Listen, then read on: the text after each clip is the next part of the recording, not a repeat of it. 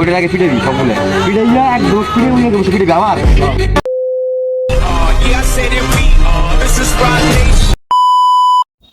নমস্কার, আমি স্বাধীন।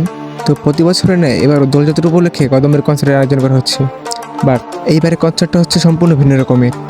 এখন বলতে পারেন ভিন্ন রকম মানে, দেখেন ভাই, কনসার্টে সবাই আনন্দ করার জন্য আসে, কিন্তু আপনারা যদি সেই কনসার্টে মদ গাঁজা এই আধে বাজে নেশা করেন তাহলে এইগুলো তো কনসার্ট বলে না ভাই।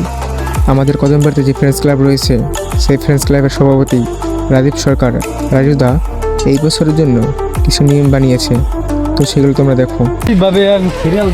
সব ঠিক আছে, আমাদের অনুষ্ঠান নাই বলি আমাদের একটু কনসার্ট করি, কারণ ফ্রেন্ডস ক্লাব তো এখান থেকে আমাদের পথ চলা মত ওইটার আগে ফিরে দিই সকলে ফিরে যা এক দোষ ফিরে উনি বসে ফিরে আবার ফিরে নিয়ে পর তারপর পুলিশ মানে আগে জনতার বানান তারপর হলো পুলিশ। যাই হোক, এখন আমাদের অনুষ্ঠানের যে প্রোগ্রাম, আমাদের তো ব্যান্ড হবে, বাউল গান হবে এবং আমরা একটু আনন্দ করবো।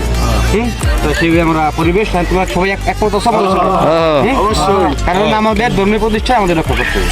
যাই হোক, সুন্দর একটা পরিবেশে আমরা অনুষ্ঠান করব সবাইকে নিয়ে আমরা কারোকে বাদ দেবো না।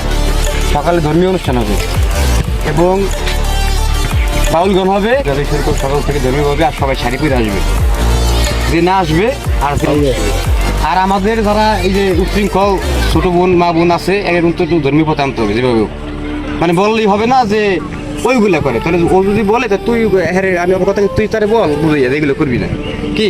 তাহলে যাই হোক, আমরা তাহলে স্বামী কাগজ সবাই মিললে সবাই একটু দেখা। তো রাজুদা, তুমি যে নিয়ম বানিয়েছো তাতে আমরা সবাই একমত। আর আপনারা হয়তো জানেন আমাদের সনাতন ধর্মে নারীদের দেবী সম্মান দেওয়া হয়েছে। তো আমার বোনেরা, এমন কোনো ড্রেস বা অশ্লীল কাজ করবেন না যাতে আপনার দেবী মান সম্মান যায়। পারলে একটা শাড়ি পরে আসবেন।